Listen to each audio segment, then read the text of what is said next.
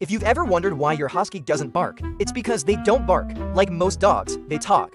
They whine, they grumble, they howl, and some even claim their dogs actually talk to them. When you get a husky, you're getting a very expressive, incredibly vocal dog who will make their opinions known in no uncertain terms.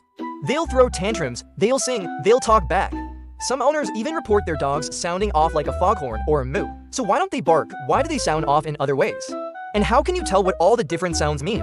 Let's dig into the science behind some of the most common sounds huskies make and why they're not barking, but instead performing. Huskies are known for being dramatic, stubborn, hilarious, and incredibly talkative.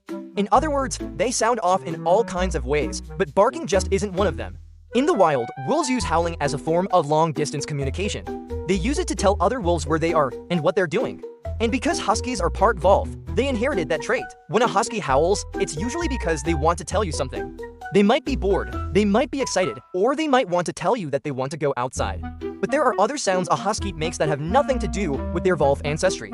Take, for instance, the time they sound off with a yip or a yap. That's usually a sign of excitement or anticipation. And when they make a more guttural sound, kind of like a growl, that's usually a sign that they're not feeling very friendly.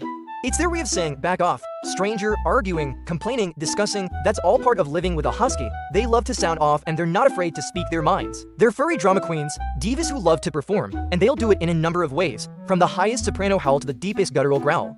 But no matter what, they'll always sound off, which is why you'll never have an empty house with a husky. So if you get a husky, be ready for noise, be ready for personality, and above all, be ready for lots and lots of talking.